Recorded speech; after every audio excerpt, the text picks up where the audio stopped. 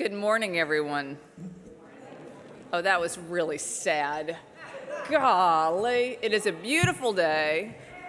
I know the striking of the bell was very gentle. Iris was feeling a little tentative there. But it is a gorgeous day, so let's try that again together. Good morning. Good morning. Oh, glorious. That is the way to start the day.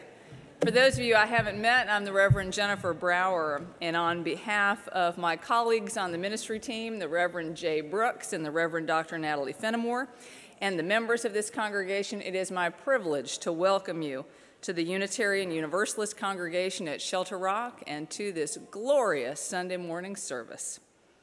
As a Unitarian Universalist congregation, we gather in worship to reflect upon matters of ultimate concern in our lives. We gather in reverence for the mystery of life and to deepen our awareness of who we are and what we hold most dear, and to discern our unique ministries in this world, the ways that each of us can serve the needs of the larger world. May each of you who have crossed our threshold today feel yourselves warmly received and encouraged in your spiritual growth. Wherever you are on your path, whoever you are welcome here. If you're a newcomer or visiting with us today, know that we're very glad that you've chosen to be here today, and we invite you to complete one of the visitor information cards, which are located in the pew rack just ahead of you. That card can be placed in the offering plate as it's passed around later, or taken out to the membership desk, the welcome desk in the lobby, or handed to me after the service if you like. Immediately after this morning's service, we'll all reconvene in the social hall just across the lobby for coffee and conversation, and for our UU Cafe, where lunch is available for a very modest price. If you are a newcomer with us for the first time, we'd really like you to stay for lunch if you can, and we'd like to treat you to lunch. Please stop by the welcome table to receive your guest ticket to our UU Cafe. Friends, before we enter into our service proper, I have a few announcements to share with you. I will not invite you to look into your order of service for those announcements because we are no longer printing those announcements in your order of service, which is big news, perhaps. We are trying to be a little bit more environmentally correct. We're not very good at that here. We have lots and lots of paper in our lives here, but we are trying to cut down on how hefty the order of service is. So I'll invite you to take a look at our quest and at some of the announcements that are printed and available in the lobby following today's service. So you should know that in the rear of the sanctuary we have little cloth bags of pipe cleaners and crayons. If you are here with a little human being who needs some pipe cleaners and crayons, or if you are not a little human being and you don't have a little human being with you, but you need something to do during the service, you come on down here and you get one of those little bags and you enjoy what's in that. We also have in the rear of the sanctuary hearing assist devices, and they have been checked and rechecked and checked 1,000 times over in recent days, and we're feeling pretty good about them. So if you need a hearing assist device to hear this service better, you head on back to the rear of the sanctuary, and our head ushers, Pat and Jerry Rudnick, will help you with finding a hearing assist device to work for you today. Our religious education program is a little bit on hiatus. You know, today is one of the Sundays during the President's Week break for school. We do have a children's program. Children of all ages are invited to room 15. If we have any young folks here today or parents who'd like to offload their children, you can take them to room 15, and the class there will be reading the book Shark Lady, about Eugenie Clark becoming the ocean's most fearless scientist, and they'll be making shark fin hats. So if you see a bunch of sharks walking around later on, you'll know it's not Sharknado, it is Shark Fin Day here at Shelter Rock. Childcare is available in room 2 if you need childcare for a wee tiny. The regular religious education classes will resume next week. Following today's service, we have our solitary confinement vigil on the 23rd of every month. Our Social Justice Committee, led by our Social Justice Coordinator and Chair, will gather together to hold a vigil marking the fact that folks who are in solitary confinement spend 23 hours a day alone. We are working to see that that changes in this world. We know that we each desperately need contact with other human beings and that solitary confinement is cruel and unusual. So we will gather on the 23rd of every month for a brief prayer vigil, and that will happen today following the postlude of today's service. We'll gather here by the candle box for that vigil. You'll find Claire DeRoche, who is our social justice coordinator, here following this service. We hope that you will choose to stay and participate in that. I remind you, since it is a lovely day, if you might want to be outside, that our parking lot does close at 4 o'clock. You are able to exit the property still if it's a little late, but you want to be a little bit mindful as we get into the longer days and nicer days that you're not leaving your car here in the afternoon expecting that the parking lot and the facility will be open all day, all the time. The building does close and the parking lot does get locked, and the gates down at the bottom of the hill get locked. So please be mindful of that as we go into these warmer, sunny days. Before we greet one another, I have the privilege of welcoming our guest preacher this morning. She is known to some of you. I know some of you have come over to greet her. This morning we have the pleasure of having Kianka with us, serving as our guest preacher.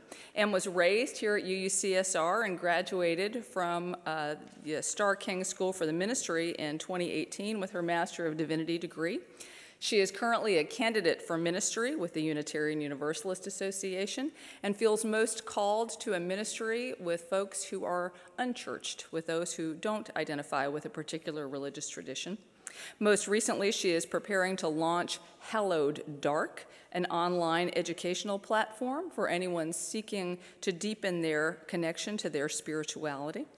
When she's not engaged in her ministry or at her day job, she enjoys reading, running, boxing, so don't get too close, like an arm's length, boxing, and attempting overly ambitious baking projects. Em lives in Manhattan with her partner Lindsay, who is also here with us this morning, along with Em's family. So we're very glad to have Em and her family and her partner Lindsay here with us. Would you join me in welcoming them, please? Thank you. Wonderful. And now, friends, I invite you to rise as you're comfortable and greet one another in a way that feels appropriate in the season of flu.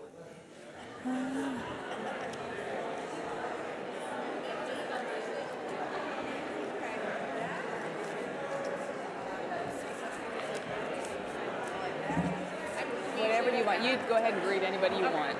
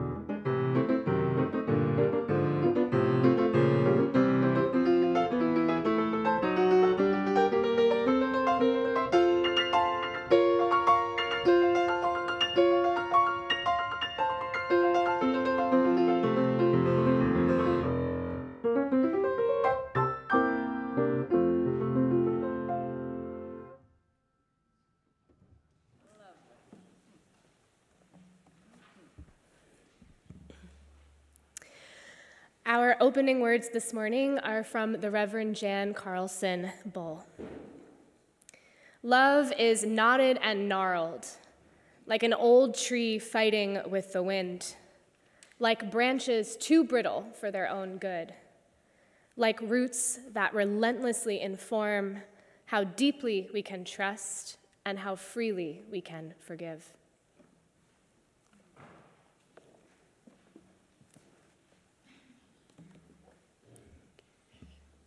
As we kindle this flame, may it spark in each of us connection and commitment to this living tradition and to each other.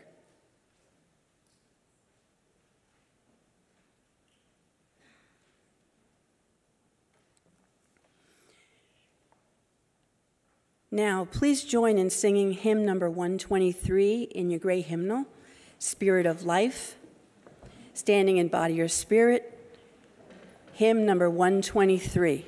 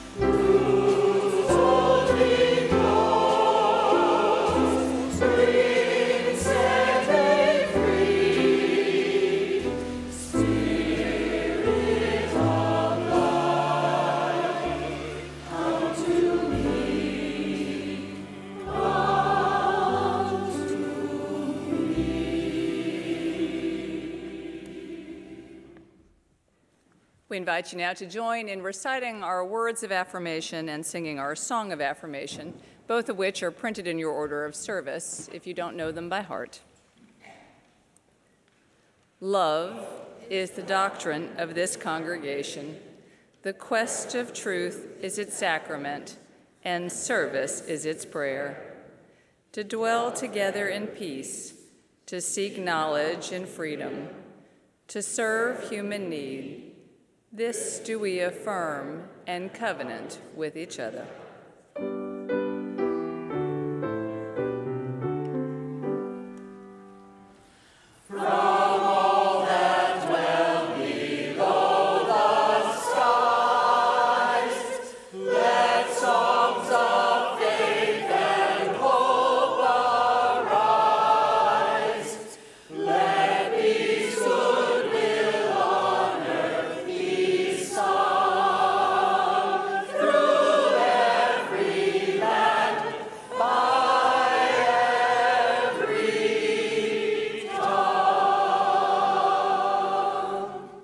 You may be seated.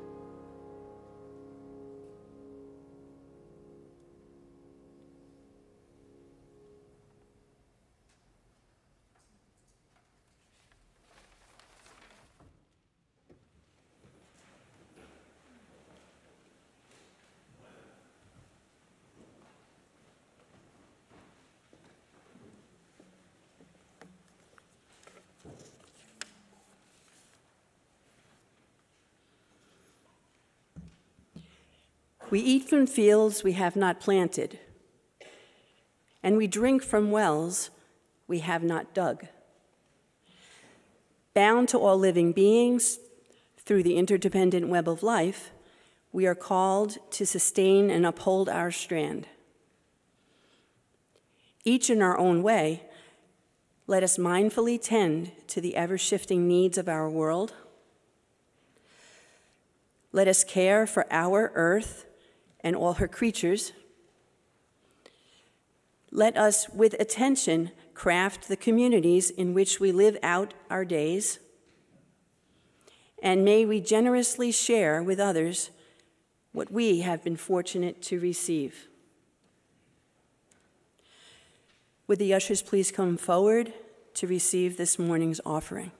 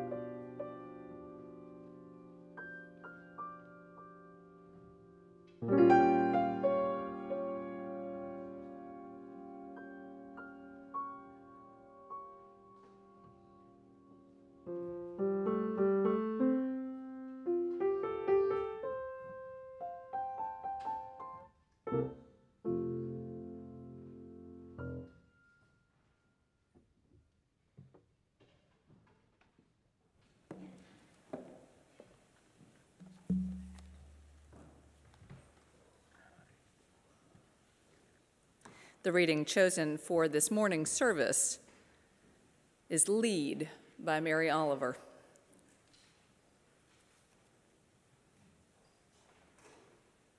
Here is a story to break your heart. Are you willing? This winter, the loons came to our harbor and died, one by one, of nothing we could see. A friend told me of one on the shore that lifted its head and opened the elegant beak and cried out in the long, sweet savoring of its life, which, if you have heard it, you know is a sacred thing, and for which, if you have not heard it, you had better hurry to where they still sing. And believe me, tell no one just where that is. The next morning, this loon, speckled and iridescent and with a plan to fly home to some hidden lake, was dead on the shore.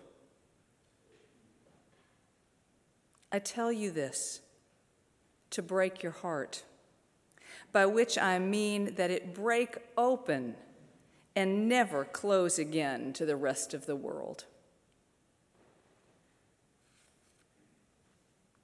Here ends our reading. We enter now into a time of wordless meditation and contemplation. to hear what stirs within and breaks open our hearts. Those who wish to are invited to come forward to light candles of worry or woe or hope and joy. We ask you to please be mindful to not reach over an open flame.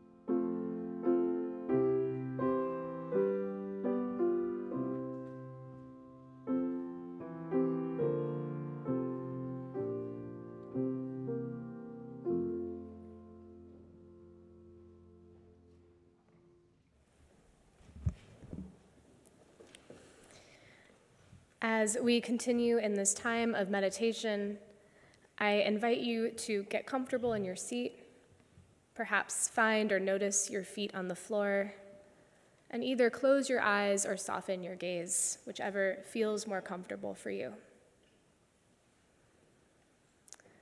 Bring your attention to your heart, as Mary Oliver asks us to do in her story. Maybe you imagine it in your mind's eye, or maybe you bring your awareness to your chest as you breathe in and out. Notice, if you can, how your heart feels today. Does it feel open? Or does it feel protective, or somewhere in between?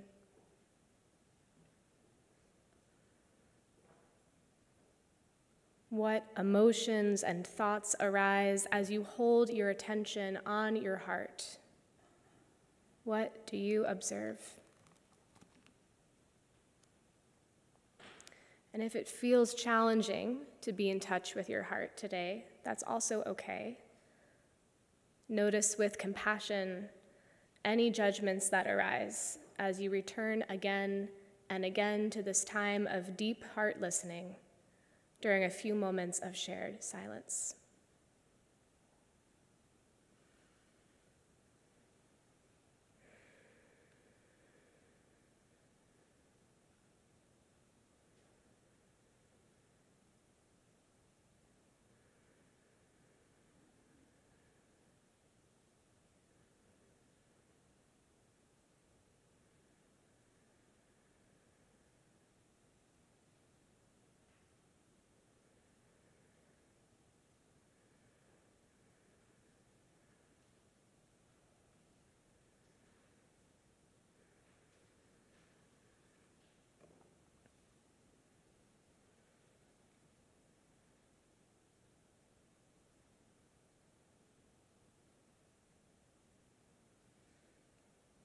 I invite you to open your eyes if they were closed, to bring your attention back to this space. May we carry into the rest of our time together the stillness we shared, our heart meditation.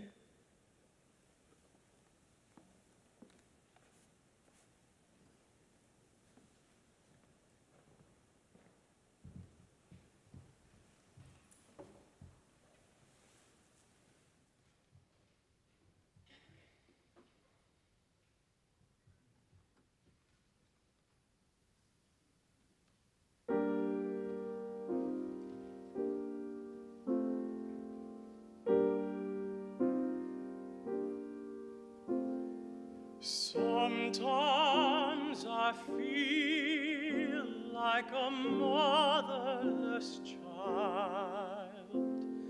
Sometimes I feel like a motherless child. Sometimes I feel like a motherless child. A long ways from home, a long ways from home.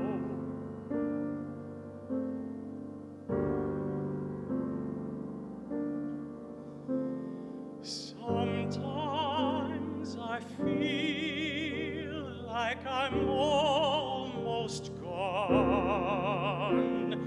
Sometimes I feel like I'm almost gone. Sometimes I feel like I'm almost gone. Way up in the heavenly land, way up in the heavenly land, way up in the heavenly land, way up in the heavenly land.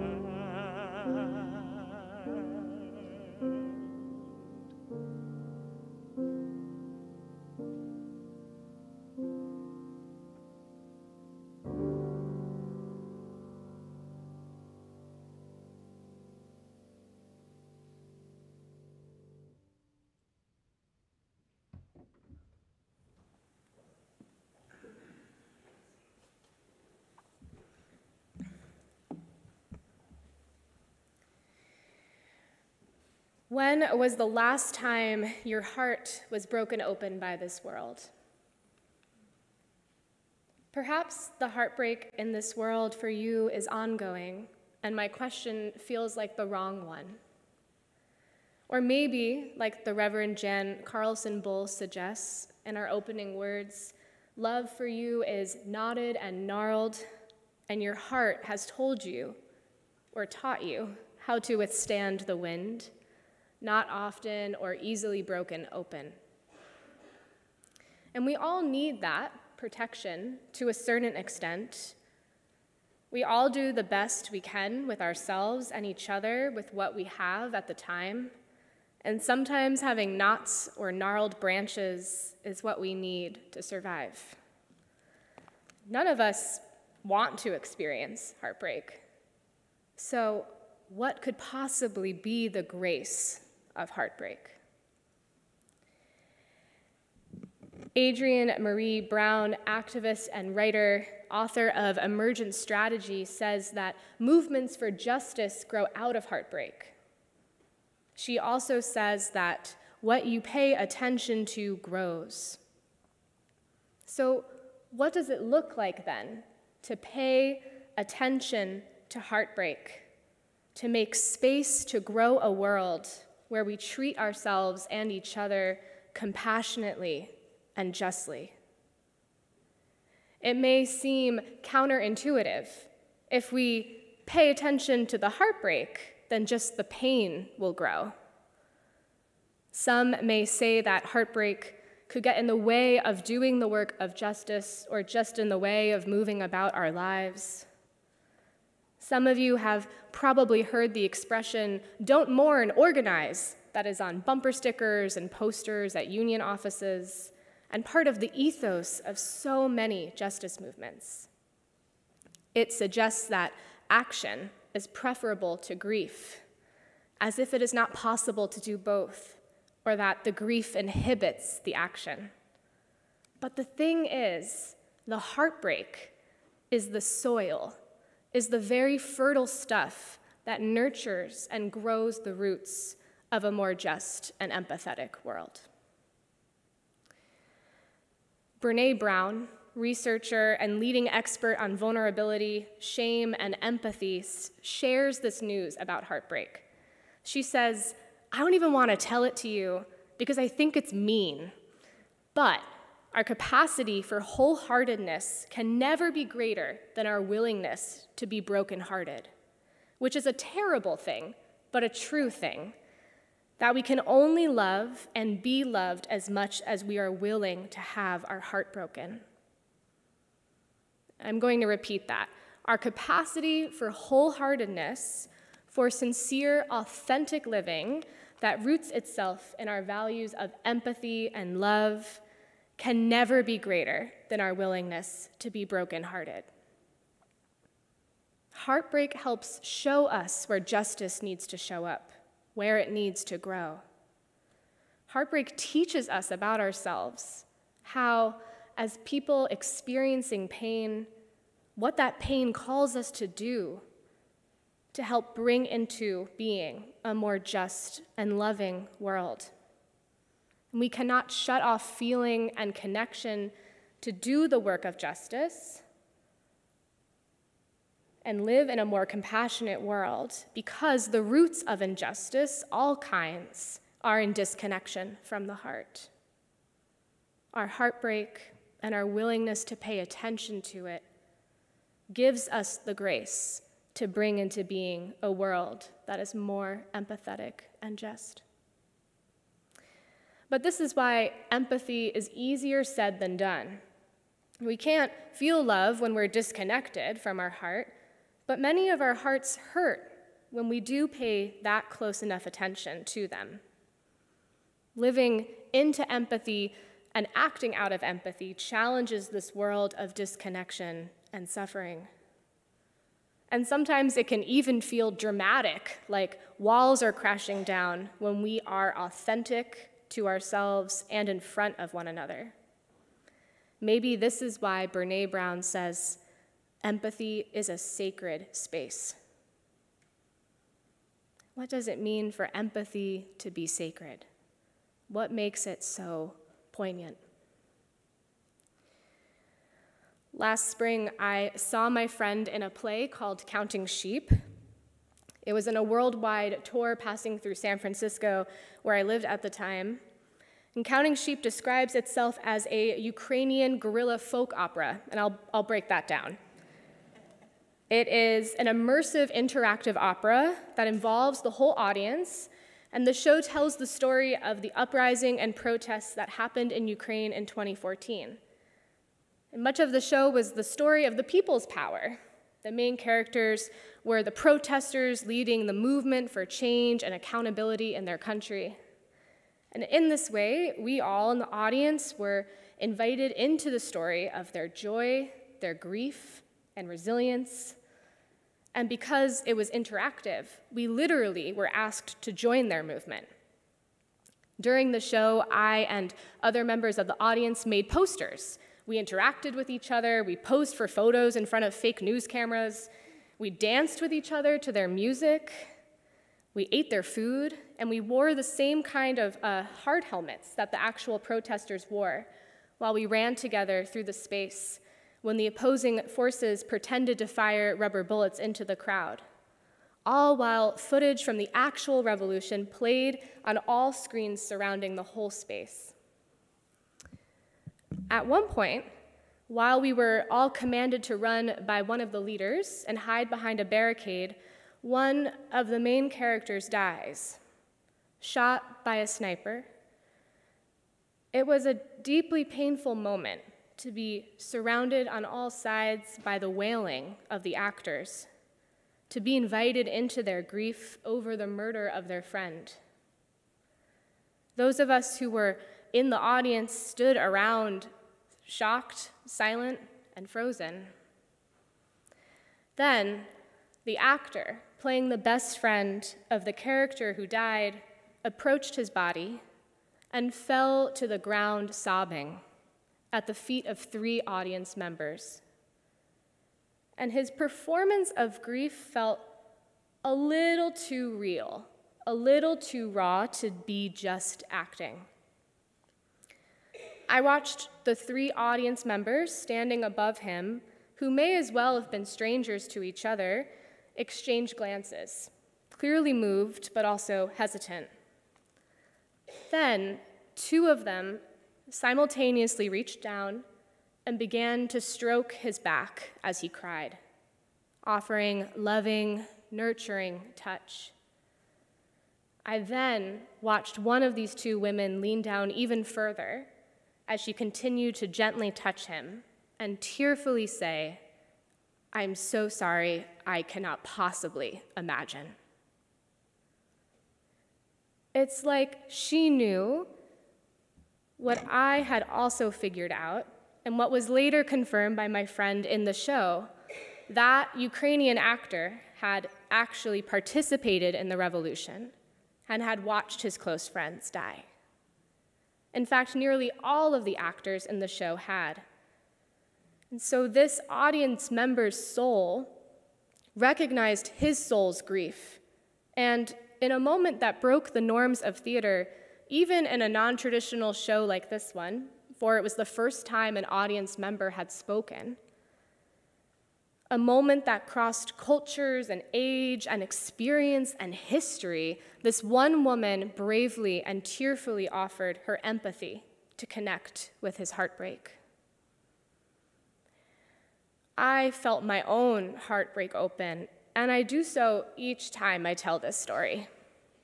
In a world so fragmented and filled with suspicion and violence, this stranger offered her unconditional presence.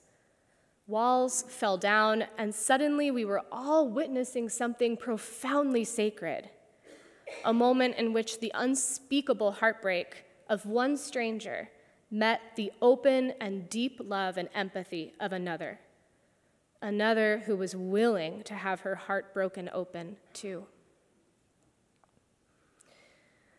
Brené Brown says that we often don't know or spend a lot of time agonizing over the right thing to say to a hurting, heartbroken person. But the truth is that most things we can say won't fix or take away the hurt or the hard thing. What does help is connection. Brené Brown says that for her, the most effective actions are not words, but simply someone placing their hand on top of hers. The simple touch saying, "I'm here with you." The women at the show just knew to place their hands on the actor's back. To be clear, everyone has different preferences about touch. It's always good to first ask to make sure that touch is welcome. But the point here is about trusting the simple power of presence to create the sacred space of empathy on this hurting earth. In our reading today, the late Mary Oliver's poem about the song of the loon, about hearts breaking open, she calls the cries loons make a sacred thing and says, if you have not heard it, you had better hurry to where they still sing. I love loons.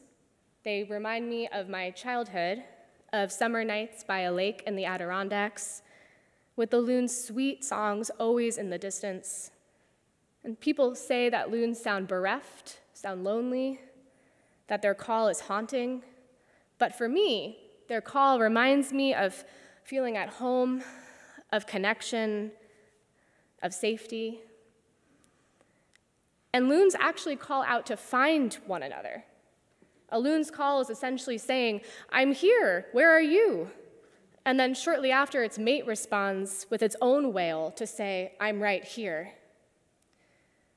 My father could imitate their calls perfectly when I was a kid and would engage in call and response with them, standing on the edge of that lake, which always made me laugh and made me think he's the coolest dad in the world because my father can talk to animals, which the loons could likely tell it was an imposter human man and not their mate, but I swear I have memories of them answering his calls with their own. And I love this story of us all soft-hearted animals calling out to say, "I'm here, where are you?" And then responding each other with, "I'm right here." The sacred space of connection, of empathy. I found this poem by Mary Oliver last year around this exact time when I was grieving her death in the way you grieve people who you haven't met but have significantly shaped your life. And she was certainly one of those people for many of us. I was reading articles called "Mary Oliver Saved My Life" and "Mary Oliver Taught Me How to Live." In one interview I read with her, she said that someone once wrote to her and said she must have a private grant or something because all it seems like she does is walk around the woods and write poems.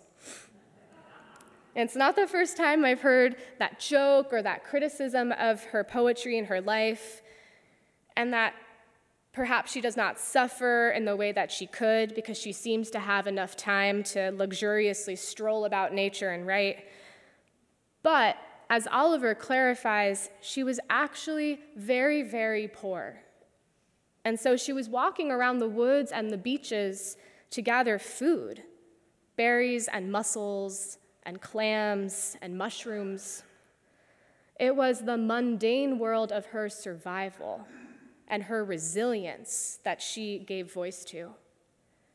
This was not a woman who had the luxury to try to avoid suffering.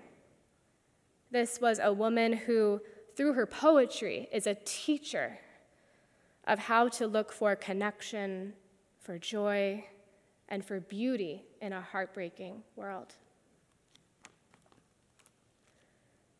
She tells us in her poem, "I tell you this to break your heart, by which I mean that it break open and never close again to the rest of the world."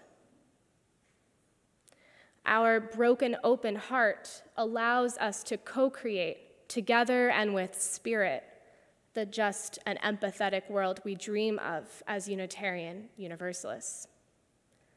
That's why it's so essential to stay connected to our heart, to be curious about it, to give ourselves permission to feel, to notice when our hearts hurt and break open and how we respond to it.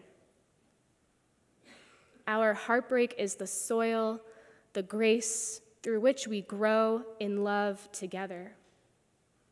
So, are you willing to dig your hands deep in that soil? Let it be planting season. Let your heart be soft and trust that you are resilient enough to keep being soft, to meet your own and each other's hearts with reverence. May it be so. Now please rise in body and or spirit for hymn number 108 in your gray hymnal, "My Life Flows On."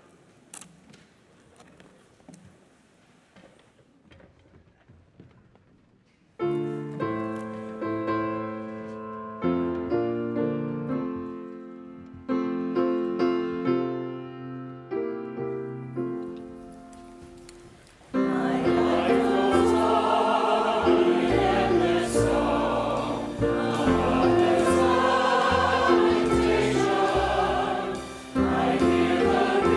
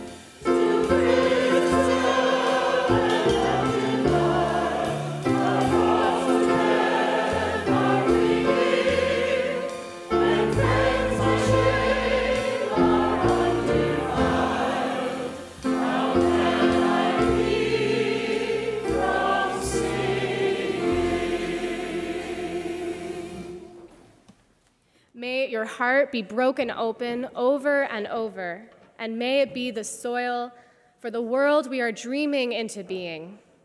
May you remember that you are enough, that you are not alone, and that in the heart of this wondrous, wild, challenging, and beautiful world is the eternal truth of our interdependence. Go and be blessed and be a blessing. May it be so.